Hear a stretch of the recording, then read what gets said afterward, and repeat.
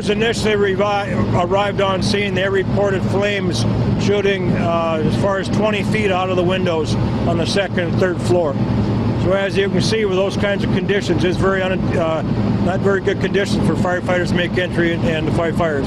They did the best they could making entry into the first floor, got us in as far as they could until the conditions were so poor and became very, very unsafe that we removed all the firefighters from the structure.